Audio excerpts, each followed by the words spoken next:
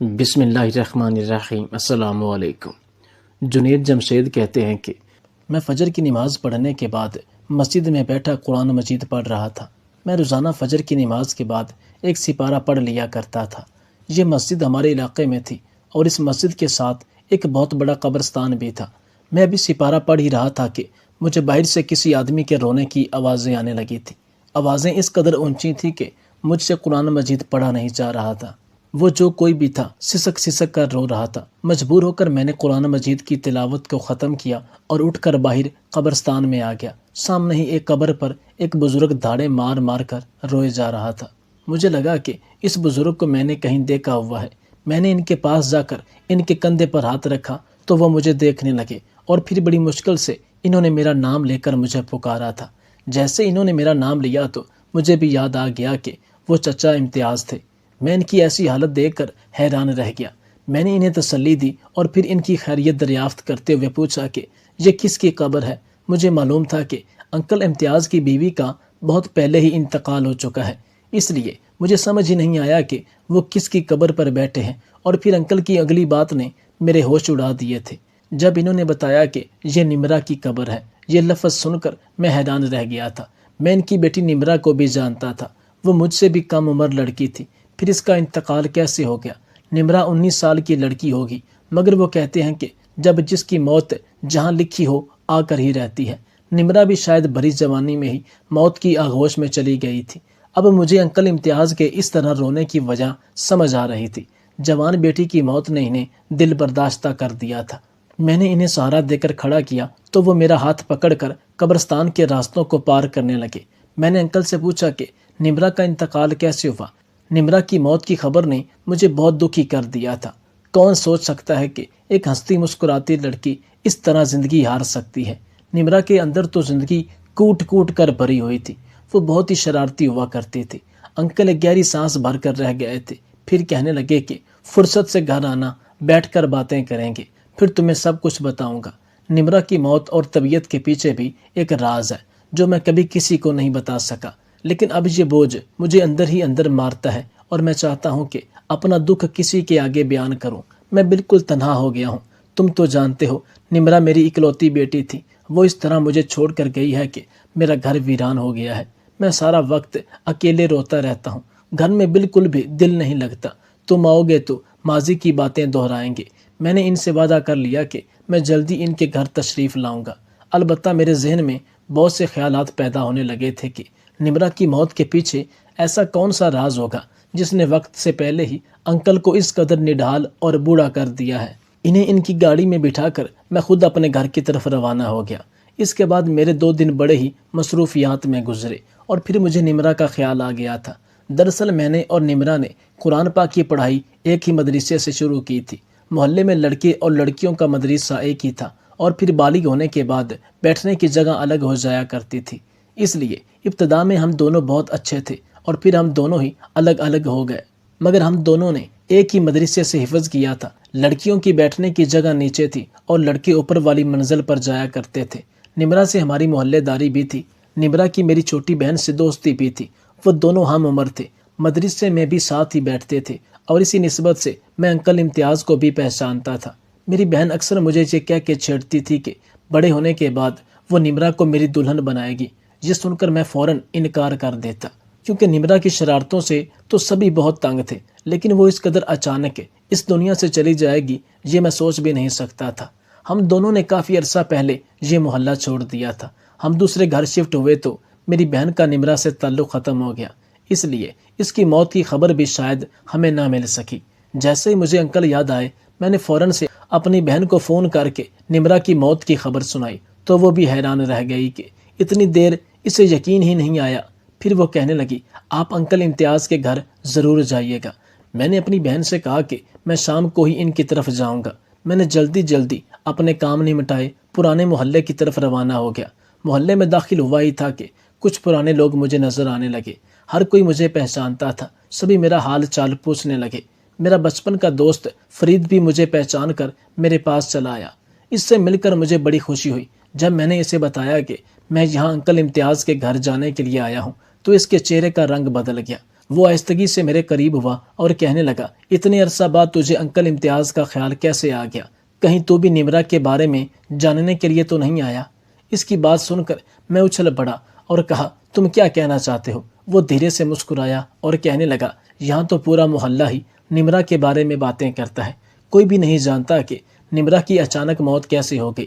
سنا ہے اس کو کوئی غسل دینے کو بھی تیار نہیں تھا، کئی غسل والی عورتوں نے صاف انکار کر دیا تھا، اس لیے مجھے لگا کہ کہیں تو بھی تو یہی پوچھنے کے لیے نہیں آیا کہ اس کے ساتھ کیا ہوا تھا۔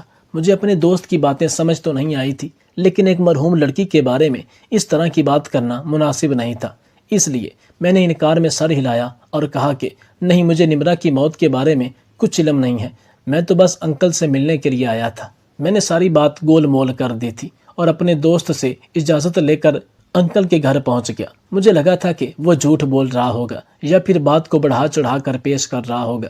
آج کل مرنے والے کے پیچھے اسی طرح کی باتیں ہونے لگتی ہیں، بھلا کوئی بھی غسل دینے والی میت کو غسل دینے سے انکار کیوں کر سکتی ہے؟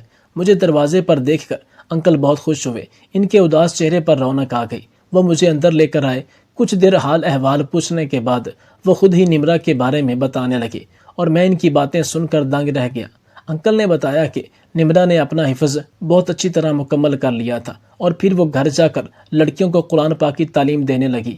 گھر کے حالات کی وجہ سے ہی اس نے دوسروں کے گھر جا کر لڑکیوں کو تعلیم دینی شروع کی تھی، لیکن پھر اچانک ہی جانے کیا ہوا کہ وہ بہت زیادہ خاموش ہو گئی۔ اس نے ہنسنا بولنا چھوڑ دیا، صرف گھر کے کاموں میں مصروف رہتی یا لڑکیوں کو پڑھانے کے لیے جاتی۔ اس کے ہوتے ہوئے بھی گھر میں سناٹا ہونے لگا اور اس بات کو میں نے بہت دفعہ محسوس کیا۔ کئی دفعہ نمرہ سے پوچھا بھی کہ کیا بات ہے، تم بہت خاموش رہتی ہو، کیا کوئی پریشانی ہے؟ تب وہ ہنس کر ٹال دیتی اور کہتی کہ کچھ نہیں ہوا، کوئی پریشانی نہیں ہے۔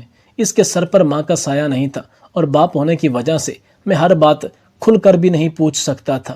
اس بات کو کچھ دن گزرے تھے کہ ایک روز میرے پاس عابد صاحب کا فون آیا، جن کی بیٹی کو نمرہ قرآن پاک کی تعلیم دینے کے لیے جاتی تھی۔ وہ کہنے لگے کہ کئی دن ہو گئے ہیں نمرہ ہمارے گھر نہیں آ رہی۔ ان کی بات سن کر میں بہت حیران رہ گیا، کیونکہ جہاں تک مجھے معلوم تھا نمرہ تو روز ہی بچیوں کو پڑھانے کے لیے پابندی سے ان کے گھر جاتی تھی۔ میں نے عابد صاحب سے تو کچھ نہیں کہا، لیکن جب دفتر سے گھر لوٹا تو نمرہ گھر پہ ہی موجود اور مجھے دیکھتے ہوئے چائے بنا کر میرے پاس آ گئی۔ مجھے لگا جیسے وہ کچھ چھپانے کی کوشش کر رہی ہو، اور میں نے نمرہ سے پوچھا کہ بچوں کی پڑھائی کیسی چل رہی ہے، وہ پابندی سے سب کے گھر جاتی ہے یا نہیں؟ نمرہ مجھ سے جھوٹ کہنے لگی کہ وہ پابندی سے سب بچیوں کو پڑھانے کے لیے جاتی ہے، اور یہ سن کر میں چونک اٹھا اور میں نے پھر باتوں ہی باتوں میں عابد صاحب کی بیٹی کا بھی پوچھا۔ تب بھی اس نے کہا کہ اسے بھی روزانہ پڑھانے جاتی ہے۔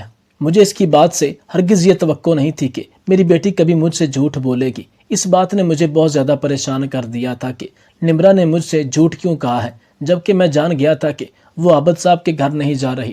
میں چاہتا تو اس سے سیدھے لفظوں میں پوچھ سکتا تھا کہ وہ جھوٹ کیوں کہہ رہی ہے، مگر میں اسے شرمندہ نہیں کرنا چاہتا تھا اور نہ ہی کوئی ایسی بات کرنا چاہتا تھا جس سے ہم دونوں باپ بیٹی کے درمیان دوریاں پیدا ہوں۔ اس کی ماں کا بہت سال پہلے انتقال ہو گیا تھا اور میں نے ہی اس کی زندگی میں ماں کی کمی کو پورا کرنے کی کوشش کی تھی۔ میں نہیں چاہتا تھا کہ اب عمر کے اس حصے میں آ کر وہ اپنی ماں کی کمی کو محسوس کرے یا پھر اس کا اور میرا رشتہ خراب ہو۔ ویسے بھی نمرہ کے سوا میرا کوئی نہیں تھا، اس لیے میں نے خاموشی اختیار کر لی، لیکن کہیں نہ کہیں میں تجسس اور پریشانی میں مبتلا ہو گیا تھا کہ آخر نمرہ کو جھوٹ بولنے کی ضرورت کیوں پیش آئی۔ میں نے نمرہ پر نظر رکھنی شروع کر دی، لیکن مجھے کوئی بھی ایسی بات اس میں نظر نہیں آئی۔ پھر ایک دن میں نے اس کا پیچھا کیا تو میرے قدموں تلے سے زمین نکل گئی۔ نمرہ محلے کے کسی بھی گھر میں نہیں گئی، بلکہ اس نے محلے کی حدود کو پار کر لیا تھا۔ میں نے نمرہ کو کبھی بھی دور جانے کی اجازت نہیں دی تھی، وہ ہمیشہ محلے کے گھروں تک ہی تعلیم دیتی آئی تھی۔ پھر اس وقت وہ کہاں جا رہی تھی، اس سوچ نے مجھے پریشان کر دیا تھا۔ میں دھیرے دھیرے اس کا پیچھا کرنے لگا، پھر میں نے دیکھا کہ دور وہ ایک بڑے سے گھر میں داخل ہو گئی ہے۔ میں باہر ہی رک کر اس کا انتظار کرنے لگا۔ گھنٹے پر گھنٹہ گزرتا گیا، یہاں تک کہ تقریباً 3 گھنٹے کے بعد وہ اس بنگلے سے نکلی اور واپس گھر آ گئی۔ اس کا مطلب تھا کہ وہ محلے میں کسی بھی بچی کو نہیں پڑھا رہی تھی، اور وہ وہاں کیوں گئی تھی میں اس بات سے واقف نہیں تھا۔ میں نے سوچا کہ میں نمرہ سے صاف الفاظ میں بات کروں گا اور پوچھوں گا کہ پیٹھ پیچھے آخر وہ کیا کر رہی ہے۔ میں نمرہ کے پیچھے ہی گھر میں داخل ہوا تو مجھے دیکھ کر وہ پریشان ہو گئی اور بولی، بابا آپ اتنی جلدی کیسے آ گئے؟ میں نے کہا، پہلے تم بتاؤ کہ تم کہاں گئی تھی، پہلے تو کچھ گھبرا گئی، پھر کہنے لگی کہ میں بچوں کو پڑھانے گئی تھی۔ میں نے سختی سے کہا کہ میں اچھی طرح جانتا ہوں تم محلے سے دور کسی بنگلے پر گئی تھی۔ میری بات سن کر اس کے چہرے کا رنگ زرد پڑ گیا، آنکھوں میں آنسو آ گئے تھے۔ اس کے آنسو دیکھ کر میں نرم پڑ گیا۔ اس سے پوچھا کہ بتاؤ تم وہاں کیوں گئی تھی؟ وہ کس کا گھر ہے اور جانے سے پہلے مجھے کیوں نہیں بتایا؟ وہ آہستگی سے کہنے لگی کہ وہ بنگلے کی کچھ بچیوں کو سپارہ پڑھاتی ہے اور وہاں سے اسے بہت اچھے سے پیسے مل جاتے ہیں۔ ایک ہی جگہ کام کرنے سے اسے زیادہ پریشانی نہیں ہوتی۔ وہ کہنے لگی اگر میں آپ کو بتاتی آپ انکار کر دیتے۔ آپ نے مجھے کبھی محلے سے دور جانے کی اجازت ہی نہیں دی، اس لیے میں نے یہ بات آپ کو نہیں بتائی۔ نمرا کی بات سن کر میں ناراض ہوا اور کہا کہ آئندہ مجھے بنا بتائے کوئی کام مت کرنا۔ وہ روتے ہوئے میرے گلے سے لگ گئی۔ پھر اس دن کے بعد سے میں نے دوبارہ نمرا پر زیادہ روک ٹوک نہیں کی، اس کے بنگلے پر جانے پر بھی اعتراض نہیں کیا۔ میں اسے اتنی آزادی دینا چاہتا تھا تاکہ وہ اپنے آپ کو قید نہ کرے، یہاں پر اسے ماں کی کمی کا احساس نہ ہو۔ مگر شاید یہی میری سب سے بڑی غلطی تھی کہ میں نے آنکھیں بند کر کے اپنی بیٹی کی ہر بات پر اعتماد کیا تھا۔ کچھ دن گزرے تھے کہ نمرا کی طبیعت بہت زیادہ خراب ہو گئی۔ وہ بخار میں تپنے لگی اور بستر پر پڑ گئی۔ وہ ایسی حالت میں بھی بچوں کو پڑھانے جانے کی ضد کرتی تھی۔ میں نے بہت مشکل سے اسے گھر میں روک کر رکھا تھا۔ اس کی حالت دن بدن خراب ہونے لگی تھی اور پھر ایک دن اچانک بخار میں جھٹکے لگنے لگے اور دیکھتے ہی دیکھتے میری آنکھوں کے سامنے وہ دم توڑ گئی۔ اس کی موت نے مجھے ہلا کر رکھ دیا تھا۔ میں نے ڈاکٹر کو فون کر کے بلایا تو ڈاکٹر نے کہا کہ بخار دماغ پر چڑھ گیا تھا، اس لیے جھٹکے لگنے سے اس کی موت ہوئی ہے۔ میرے لیے تو یہ صدمہ بہت تھا۔ بیوی کے بعد بیٹی ہی میرے جینے کا واحد سہارا تھی اور اب وہ بھی چلی گئی تھی۔ مجھے لگ رہا تھا جیسے مجھ پر قیامت گزر گئی ہو، لیکن اس کے بعد مجھے اتنا صدمہ ملا کہ میں بیان نہیں کر سکتا۔ آہستہ آہستہ محلے والوں کو نمرا کے انتقال کی خبر پہنچی تو سبھی لوگ ہمارے گھر میں جمع ہونے لگے۔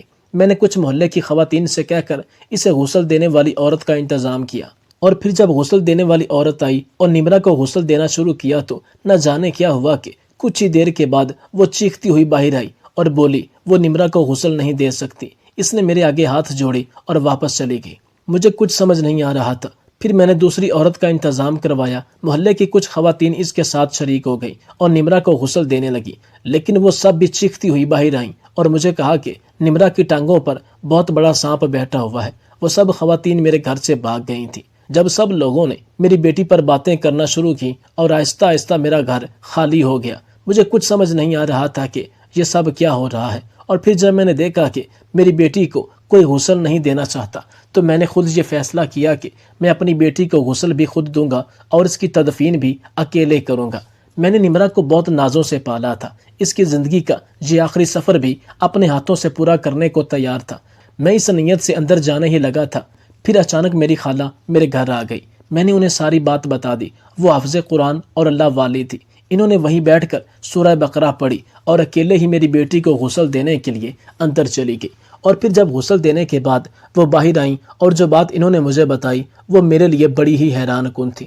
انہیں میری بیٹی کی ٹانگوں پر کوئی سانپ دکھائی نہیں دیا تھا، بلکہ ان کا کہنا تھا کہ نمرا کی گردن کے پاس ایک خاص نشان تھا جو قادیانی ہونے کی نشانی تھی۔ لیکن یہ نشان میری بیٹی کی گردن پر کیسے آیا تھا؟ میری بیٹی تو الحمدللہ مسلمان تھی، وہ حافظ قرآن تھی، پھر وہ قادیانی کیسے ہو سکتی تھی؟ خالہ نے بتایا کہ اس کے علاوہ اس کے پورے جسم پر ایسے نشان تھے جیسے اس پر کوئی ظلم کرتا رہا ہے۔ خالہ کی بات پر میرے رونگٹے کھڑے ہو گئے۔ مجھے بالکل بھی اندازہ نہیں تھا، حالانکہ غسل دینے کے بعد میں نے اکیلے ہی اس کی تدفین کا بندوبست کیا تھا۔ کوئی بھی مرد اس کے جنازے میں شریک نہیں ہوا تھا اور سب مجھے بری نگاہ سے دیکھنے لگے تھے۔ پریشانی کے وقت ہر کوئی میرا ساتھ چھوڑ گیا تھا، کوئی مجھ سے بات تک نہیں کرتا تھا، اور میں اس بات سے بالکل بے خبر تھا کہ یہ سب کچھ کیسے ہوا تھا۔ پہلے تو میں یہ سوچ کر خاموش رہا کہ میں یہ بات کسی کو نہیں بتاؤں گا، ورنہ میری مرحوم بیٹی کی عزت داغدار ہو جائے گی۔ لیکن جب مجھ سے یہ بات برداشت نہ ہوئی تو میں نے اپنے ایک دوست کا سہارا لیا، وہ پولیس میں تھا۔ میں نے ساری بات اسے بتائی تو اس نے اس بڑے سے بنگلے والوں کے خلاف FIR درج کروا دی اور پھر کارروائی شروع ہو گئی، اور پھر آہستہ آہستہ سارے راز کھلتے چلے گئے اور پتہ چلا کہ پہلے ان لوگوں نے نمرا کو لالچ دے کر اپنے گھر بلایا اور اسے کہا کہ وہ اپنے بچوں کو قرآن پاک کی تعلیم دلوانا چاہتے ہیں۔ نمرا ان کے جھانسے میں آ گئی اور سوچنے لگی کہ اس طرح میڈیکل کی تعلیم کے لیے پیسے جمع ہو جائیں گے۔ دراصل وہ ڈاکٹر بننا چاہتی تھی، اس لیے وہ خاموشی سے ان کے گھر جا کر بچوں کو تعلیم دینے لگی۔ لیکن در حقیقت وہ نمرہ کو اپنے جال میں پھنسا رہے تھے۔ اور پھر جب کچھ عرصے میں انہیں یہ اندازہ ہوا کہ نمرہ حافظ قرآن ہے اور وہ اسے اپنے عقیدے پر نہیں چلا سکتے، تو ایک دن ان کے بیٹے نے نمرہ کے ساتھ بند کمرے میں زیادتی کی اور پھر اسے بلیک میل کیا کہ وہ ان کے عقیدے میں شامل ہو جائے، ورنہ سارے زمانے میں بدنام کر کے اسے رسوا کیا جائے گا۔ بیچاری نمرہ جوان لڑکی تھی، وہ خوف زدہ ہو گئی تھی، عزت کے ہاتھوں مجبور ہو گئی تھی۔ اوپر سے اسے میری طرف سے خوف تھا کہ کہیں اس کی بدنامی میری جان نہ لے لے، اس لیے وہ وہی سب کچھ کرتی گئی جیسا وہ لوگ چاہتے تھے۔ انہوں نے زبردستی اسے مرزائیوں کا کلمہ بھی پڑھایا اور اس کی گردن پر احمد کا ایک خاص نشان بھی بنایا۔ وہ بہت ہی زیادہ دکھی ہو گئی تھی، اسے معلوم تھا کہ وہ غلط راستے پر چل رہی ہے، اس لیے وہ اندر ہی اندر گھلنے لگی اور شاید بخار میں مبتلا ہو گئی۔ بخار میں قرآن پاک کی تلاوت کرتے ہوئے اس نے میری گود میں دم توڑ دیا تھا۔ میں اچھی طرح جانتا تھا کہ میری بیٹی مسلمان تھی اور اسلام کی حالت میں ہی اس دنیا سے گئی تھی، کیونکہ وہ دل سے قادیانی نہیں ہوئی تھی۔ اس پر ظلم کر کے اسے قادیانی بنایا گیا تھا، مگر اس بات پر شاید دنیا والے کبھی یقین نہ کرتے، بس اسی لیے میں نے خاموشی اختیار کر لی تھی۔ البتہ میری بیٹی کے مجرم جیل کی سلاخوں کے پیچھے جا چکے ہیں۔ یہ کہہ کر انکل خاموش ہو گئے، ان کی آنکھوں سے آنسو گر رہے تھے۔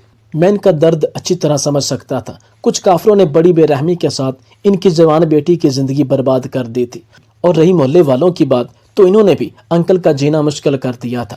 سب عجیب سی نظروں سے انہیں دیکھتے تھے، کوئی بھی نمرہ کی موت کی وجہ نہیں جاننا چاہتا تھا۔ میں نے انکل کو تسلی دی تھی، کیونکہ اگر ان کا ایک ایک حرف سچا تھا تو میری نظر میں نمرہ ایک شہید تھی۔ انکل امتیاز نے اپنے آنسو پوچھے اور کہنے لگے، میں نے اپنا معاملہ اللہ تعالیٰ کے حوالے کر دیا ہے۔ میں روز اپنی بیٹی کی قبر پر جاتا ہوں اور اس کی مغفرت کے لیے دعائیں مانگتا ہوں۔ مجھے یقین ہے کہ اللہ پاک ہماری نیتوں کو دیکھتا ہے، اور میری بیٹی کی نیت بالکل پاک اور صاف تھی۔ میری حافظ قرآن بیٹی تو بچوں کو دین کی تعلیم دینا چاہتی تھی۔ میں کافی دیر انکل کو تسلی دیتا رہا اور پھر اجازت لے کر اپنے گھر آ گیا۔